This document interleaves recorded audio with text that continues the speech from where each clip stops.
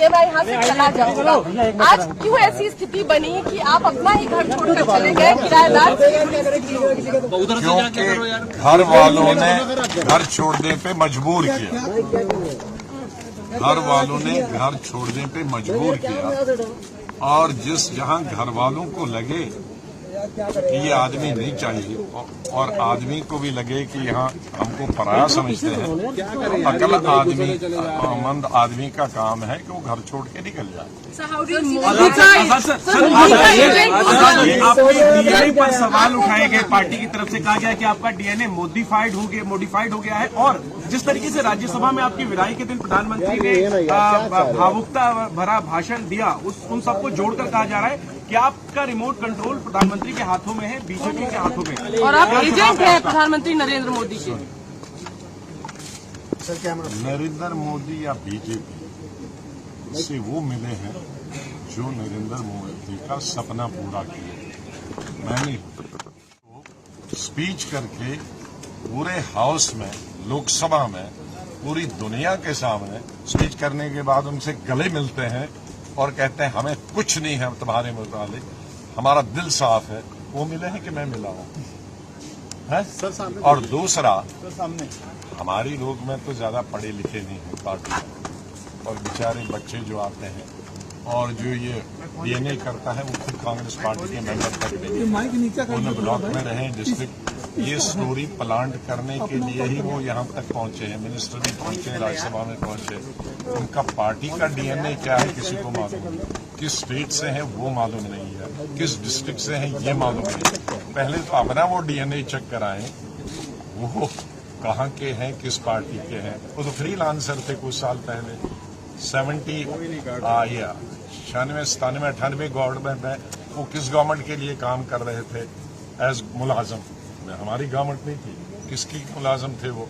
तो उनका DNA check करें कि किस किस पार्टी में उनका डीएनए रहा। सामने जो हाउस में बैठकर बीजेपी को स्लिपें भेजता था और एज लीडर अपोजिशन में पहली स्लिप से देखता था, उनकी स्लिपें उसको आती थी, इनकी स्लिपें उसको जाती थी। दिन में तकरीबन 100 स्लिपों का उनके बीच में एक्सचेंज होता था। वो हमारा डीएनए चेंज कर।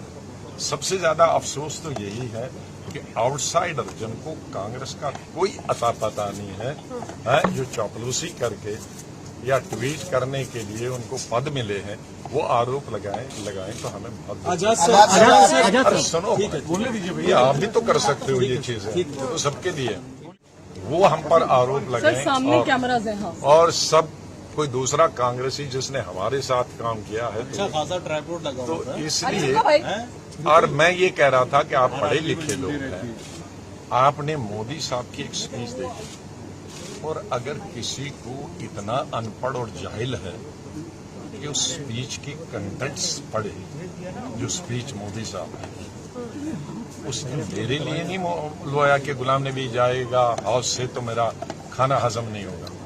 उसने एक घटना के बारे में बात की। शुक्र करिए, मैं मोदी साहब को समझता था बड़ा क्रूड आदमी है, शादी नहीं की है, बच्चे नहीं है, बीवी है, तो इसको कोई परवाह नहीं होगा। लेकिन कम से कम इंसानियत तो उसने दिखाई। जब मैं चीफ मिनिस्टर था कश्मीर में, और गुजरात की टूरिस्ट बस पे गाड़ी के अंदर, नॉर्मली गाड़ी के बाहर लगता है ग्रेनेड, शीशा खुला था तो ग्रेनेड गाड़ी के अंदर बस्ट हुआ, तो लोग ऑन स्पॉट मर गए, किसी टांग नहीं थी, किसी की यहाँ नहीं थी, जख्मी हो गए। तो जब सीएम का गुजरात का फोन आया तो आई वॉज क्राइंग, रो नहीं रहा था, क्राइंग जोर जोर से, तो मैं रो रहा था। तो मोदी साहब ने फोन मेरे ऑफिस वालों ने कान में दिया, तो मैंने कहा भाई मैं बात नहीं कर सकता हूँ। तो उन्होंने आवाज मेरे रोने की सुनी, तो फिर मैंने उनको यही कोई कहा तुम उनको बताओ, मैं अभी बात नहीं कर सकता, मुझे पहले इनकी टांगे बाजू जमा करने दो, अस्पताल में इनकी स्टिचिंग करने हैं, जो बच्चे हैं उनको इलाज करना है, जख्मी हुए हैं। फिर दिन भर वो किया, फिर सीएम दिन भर फोन करते थे, कितने मरे, कितने जख्मी होंगे, कैसे भेज रहे हो। पीएम से मैंने जब फोन किया कि मुझे 2 जहाज चाहिए, एक में जख्मी भेजने हैं और एक में मुझे जिंदा ये लाशें भेजनी। जब मैं 4 बजे फिर उनको सियाफ करने गया जहाज में, तो लोगों ने फिर रोना, मेरी टांगें, नाराजगी नहीं दिखाई ना। किसी बच्चों ने कहा मेरे बाप दे दो, पिताजी दे दो, किसी ने कहा मेरे पति दे दो या देवी दे दो। तो मैं फिर फूट फूट के रोया, जो किसी की टेलीविजन ने दिखाया भी। फिर उस वक्त पीएम ने आया, ये सीएम गुजरात का फोन आया, अरे स्टार्ट हो गया। मैं बोल नहीं सकता, उसी चौक में मैं जब रहा था तब देखा। उसको देखकर उन्होंने किया कि ये कौन सी बुरी बात, ये मेरे लिए नहीं, उस घटना का वो उसने बताया। ये मैंने कल दोबारा सुनी स्पीच, उसमें कहा कि जैसे इनके परिवार का कोई आदमी गुजर गया।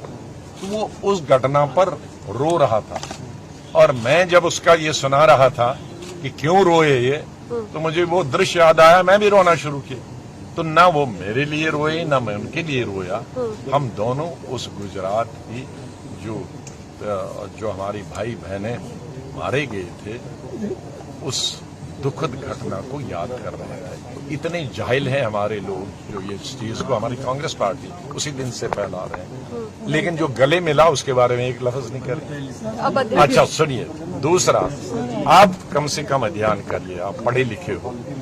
उस दिन की सभी लीडरों का, शरद पवार से लेकर टीएमसी से लेकर सीपीआई सीपीएम से लेकर रीजनल पार्टीज के लीडरों के सुनिए, उनके कंटेंट्स भी सुनिए। उन्होंने रियल सेंस में उन्होंने तो उस पर रोया। इन लोगों ने क्या कहा है वो भी पढ़िए। सिर्फ मोदी को सिंगल राहुल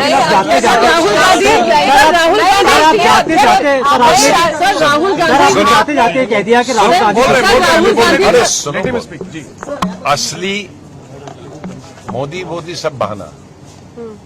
इनकी आंखों में हम खटकते हैं जिस दिन से हमने वो G23 की लेटर, क्योंकि ये कहते थे कि हमको कोई लेटर लिखना नहीं चाहिए, हम तो कानून से पढ़े हैं, हम पार्टी सिक्योरिटी से पढ़े हैं, कांग्रेस जीरो भी आएगा तो भी कोई नहीं पूछेगा।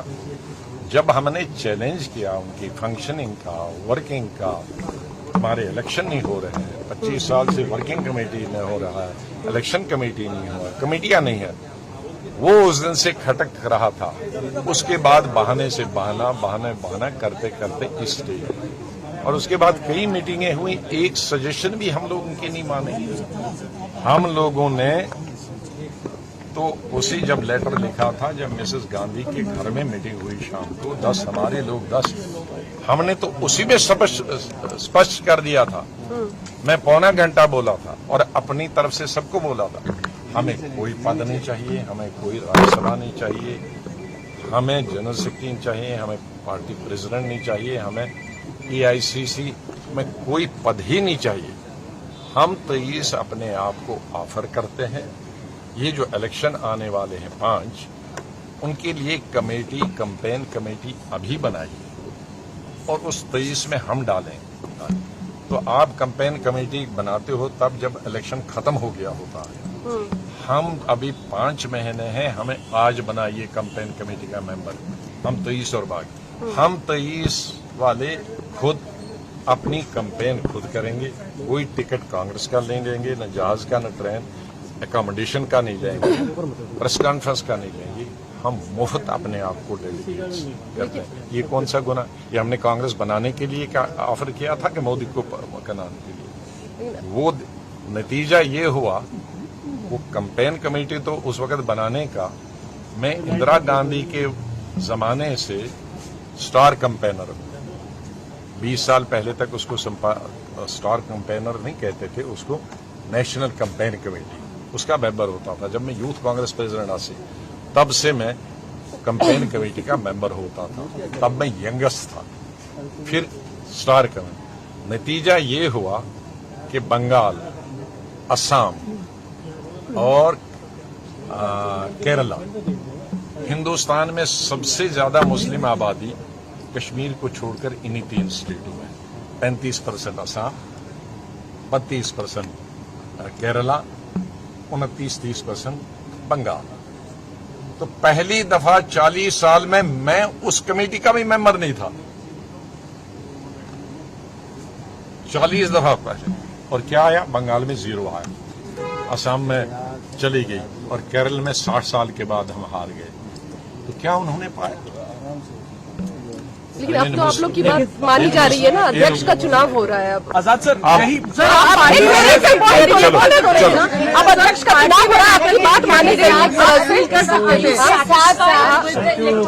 अब अध्यक्ष का चुनाव हो रहा है। Because first of all because आप मीडिया को हो, आपको सिस्टम नहीं मालूम। इलेक्शन जब होता है उसके लिए एक मेंबरशिप ड्राइव होती है, नहीं ऐसे कैसे हो गया? जो पुराने वक्त में होती थी, इंदिरा गांधी के वक्त में, राजीव गांधी।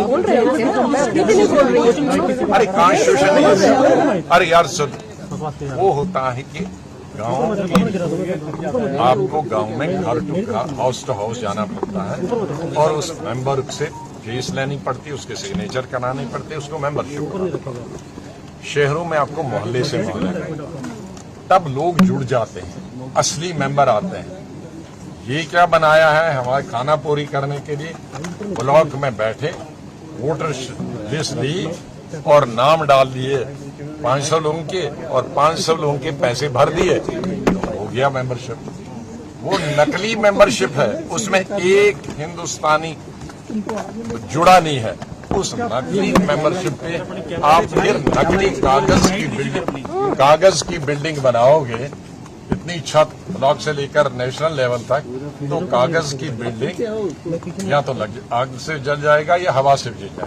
उसमें सीमेंट नहीं है कहीं, उसमें आप लोग ईंट नहीं है, दीवार नहीं है, तो ऐसे इलेक्शन से करने का क्या फायदा? ये फार्स है। नंबर 2, बैंक लूट गया, बैंक में कुछ नहीं है। अब जनरल मैनेजर चेंज करने से क्या, वो खिड़की और दरवाजे का, अलमारियों का बैंक जनरल मैनेजर हो गया ना, जब बैंक में नया पैसा नहीं है। कांग्रेस की हालत यही है कि कांग्रेसमैन कोई है नहीं, वो सब भागे दूसरी पार्टियों में नीचे। और ये हमें हमेशा कहते हैं कि भाई आप ये एल्डरली लोग सब मिला और सब नहीं जा रहे हैं। माधवराव सिंधिया का लड़का ज्योतिराव सिंधिया, उसका बाप मेरा दोस्त था, मेरा जितेंद्र भाई का लड़का, वो तो 40 का भी नहीं था, यूनियन मिनिस्टर था, वो ओल्ड था। आरपीएन सिंह, वो भी तो राजीव गांधी का। यहाँ राजस्थान वो क्या कहते हैं, हमारे हिमाचल का जो पहले ऑल इंडिया प्रेसिडेंट था यूथ कांग्रेस का, और फिर राहुल जी ने उसको पीसीसी प्रेसिडेंट बनाया, वो ओल्ड था, वो भी राहुल गांधी की। आपने अभी ये जो नए लड़के राजस्थान यहाँ गुजरात से लाए थे 30-30 साल के, वो ओल्ड थे, वो भी राहुल गांधी ने पिकअप किए थे, वो क्यों भाग गए? आपके आसाम की लड़की जो ऑल इंडिया महिला सुष्मिता देव, ऑल इंडिया, उसके बाप हमारे कुलीग थे, वो राहुल गांधी की कुलीग थी, ऑल इंडिया प्रेसिडेंट होकर वो भागी। तो सबसे ज्यादा तो भागे हैं वो राहुल टीम भागी है। हम तो राहुल टीम नहीं थे, तो हम तो इंदिरा गांधी, संजय गांधी, राजीव गांधी टीम थे। हम तो अब अपनी पार्टी बनाई, हम भागे नहीं। टीम तो सबसे राहुल गांधी टीम भागी है, और वो जब कुछ उसकी उम्र के हैं, कुछ उसकी। अध्यक्ष तो अभी भी राहुल कहा यह जा रहा है कि राज्यसभा है राहुल गांधी को, क्या भविष्य आप देखते हैं सर उनका और कांग्रेस का? अरे जो लीडर है उसी को टारगेट करो। क्या भविष्य देखते हैं आप कांग्रेस का और राहुल गांधी का? आप क्या आप कहा जा रहे हैं कि राज्यसभा की सीट मसला की बहुत सारी इसलिए गए, और आप इस आर्ग्यूमेंट को कैसे लेते हैं?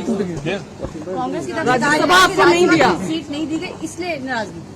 अगर आप अपने में कुछ अधिकार दिखाते, जब हमने G23 लेटर लिखे थे, उस वक्त में लीडर अपोजिशन था, उस वक्त 1 साल मेरे को पार्लियामेंट में, तो अगर मुझे खुश करना होता 1 साल के आने के बाद में एमपी, तो मैं लेटर क्यों लिखता? मैंने न एलओपी की मुझे ड्रॉप कर सकते थे, न मैंने एलओपी की परवाह की, न अगले साल राज्यसभा इलेक्शन होगा 1 साल बाद, न उसकी परवाह की। सवाल कहाँ है? फिर तो लड़ाई क्यों लेते?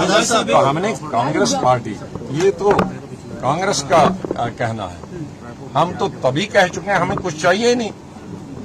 23 लोगों ने हमें कहा उस मीटिंग में दिसंबर में, हमें कुछ नहीं चाहिए, मेड इट क्लियर। तो टिकट कहां से आ गया? अशोक गहलोत अगर बनते हैं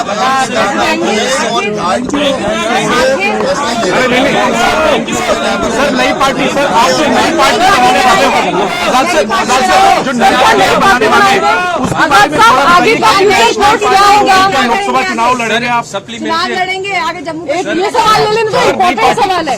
सर आपने कहा कि नई पार्टी बनाएंगे, आपने कहा कि G23 का जो मकसद था वो पूरा नहीं हुआ, आपने 2 साल पहले पत्र लिखा था। नई पार्टी बना के के साथ आप सरकार बनाएंगे। ये तो चुनाव होगा जम्मू कश्मीर का। लोकसभा के चुनाव में क्या कांग्रेस के साथ आप बीजेपी के खिलाफ होंगे या फिर दूसरी पार्टियों के साथ गठबंधन बनाने की कोशिश करेंगे राष्ट्रीय स्तर नई पे? पार्टी पर बताइए। देखो, हमें पूरी कंट्री से मैसेजेस आते हैं कि नेशनल पार्टी बनाओ। मैंने अभी उसको लेकिन मांग है लोगों की बनाओ, जो न बीजेपी में जाना चाहते हैं, जो न किसी रीजनल पार्टी में जाना। सर इस तरफ देखिए, हार्डकोर लोग हैं। हमने कांग्रेस पार्टी छोड़ी लेकिन आइडियोलॉजी तो नहीं छोड़ी। मैं तो कॉलेज और स्टूडेंट लाइफ में नेहरू, गांधी और कांग्रेस पार्टी को पढ़ चुका हूँ। आइडियोलॉजी हमारी स्कूल से हो, पार्टी एक होती है और आइडियोलॉजी अलग है। आइडियोलॉजी हमारी चेंज नहीं हुई। नाम मैं बदल सकता हूँ लेकिन खून तो नहीं बदल सकता, इंसान तो शक्ल तो नहीं बदल सकता, दिमाग तो नहीं बदल सकता। तो आइडियोलॉजी अपनी है जो हमारी आइडियोलॉजी की मानने के लिए है, लेकिन उनको लगता है कि कांग्रेस में कुछ होने वाला है। हाँ? हर दिन नीचे नीचे नीचे सिंक होते जा रहे हैं। तो कुछ और विकल्प ले जो किसी पार्टी से नहीं, वो विकल्प को बेचारे परेशानी में ढूंढ रहे हैं। एक उनको लगता है ये भी विकल्प है, हम उसमें कितना सफल होंगे मैं ये नहीं कह सकता, लेकिन इतने फ्रस्ट्रेटेड हैं लोग कांग्रेस से, वो कोई विकल्प छोटा सा हो उसमें भी जाने लगे। लेकिन ये अभी उसमें टाइम है। नेशनल पार्टी को रिसोर्सेज होने चाहिए, बाकी होने चाहिए लोग होने। लेकिन जम्मू कश्मीर चूंकि कभी भी इलेक्शन किसी मोमेंट होगा, तो जम्मू कश्मीर का तो हम तुरंत अभी दौरा भी शुरू करेंगे। कब जाएंगे सर, कब नई पार्टी ऐलान करेंगे? नहीं, पार्टी किस दिन लाएंगे, लेकिन मेरे अपने टूर शुरू हो गए। बनाएंगे पार्टी तो वो दुनिया को पता चलेगा। सीएम फेस आप ही होंगे सर आपकी पार्टी का? है? आपकी पार्टी का सीएम असेंबली इलेक्शन लड़ेंगे सर जम्मू कश्मीर में? वो सीएम अभी कहाँ बने, अभी तो सगाई कर रहे हैं, एंगेजमेंट कर रहे हैं, अभी बच्ची का नाम मत पूछो। नौबत आई तो क्या बीजेपी से गठबंधन कर सकते हैं सर? इसको लेके आप पर हमले भी हो रहे हैं, क्या बीजेपी से हाथ मिला सकते हैं जम्मू कश्मीर में? तो सर इस पर क्लैरिफाई करिए सर। 21 अगस्त को जो है आप बीजेपी से अलायंस, सर क्या बीजेपी से आप अलायंस कर सकते हैं कभी? आपके जम्मू कश्मीर या देश के लिए जरूरत पड़ी कभी तो सर प्रधानमंत्री मोदी से बीजेपी से हाथ मिला सकते हैं? देखो, कांग्रेस में तो अनपढ़ों की जमात, और खासकर ये जो बैठे हैं क्लर्कल काम और प्लांट करने वाले, वो कांग्रेस में कभी नहीं रहे हैं। उनका काम है प्लांट करने के लिए, उसी की खाते हैं, उसी में एमपी बनते हैं, उसी में कैबिनेट मिनिस्टर बनते हैं और उसी में चेयरमैन बनते हैं कमेटी। एबीसी जिसको जम्मू कश्मीर का मालूम है, मैं बीजेपी की कॉन्स्टिट्यूंसी में 1 वोट नहीं बढ़ा सकते, वो मेरी कॉन्स्टिट्यूंसी में आधा वोट नहीं बढ़ा सकते। ये अगर किसी को जम्मू कश्मीर की हिस्ट्री और पॉलिटिक्स मालूम, उसका मालूम है। जो ये कहते हैं कांग्रेस और गुलाम नबी ये हो जाएंगे चीफ मिनिस्टर, उसका मालूम है कि उनका दिवालिया निकल गया है, उनको जम्मू कश्मीर के मालूम है।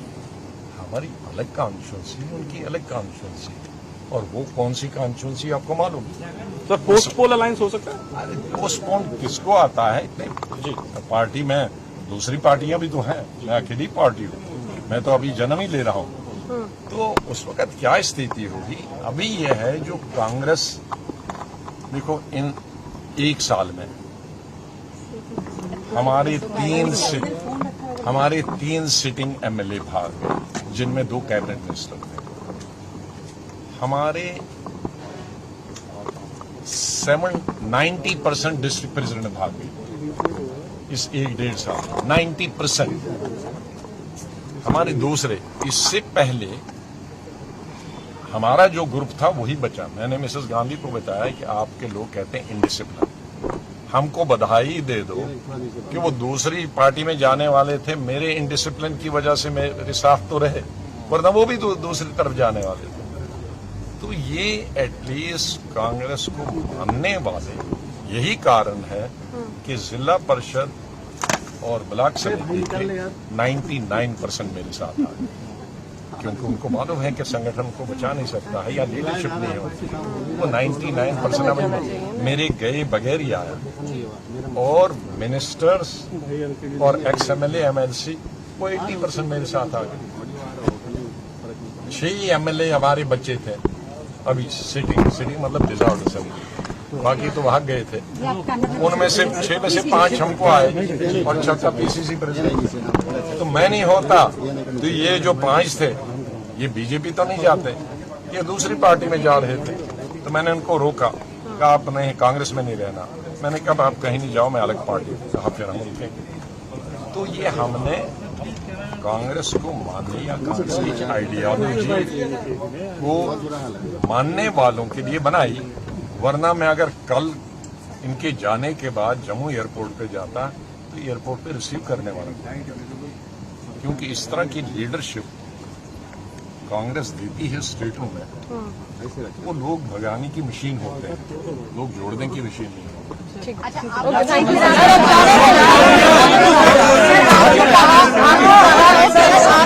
इतना लंबा सफर था, उसका रेजिग्नेशन लेटर लिखा, काफी लिखा था, आपको क्या कहना था? कांग्रेस का और राहुल गांधी का भविष्य क्या देखते हैं आप? रेजिग्नेशन लेटर लिखा, उसका आपको क्या कहना था?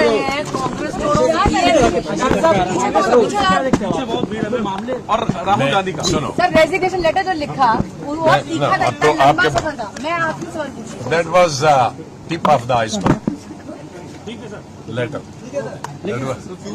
सर संगठन चुनाव के बाद कुछ बदलेगा कांग्रेस में, आपको लगता है? भविष्य कहाँ जाता दिखता है? मैं तो दुआ ही कर सकता हूँ, लेकिन मेरी दुआ से कांग्रेस नहीं ठीक होती, उसके लिए दवा चाहिए, और उसके लिए जो डॉक्टर है वो डॉक्टर वो कंपाउंडर है, उसके लिए सुपर स्पेशलिस्ट है।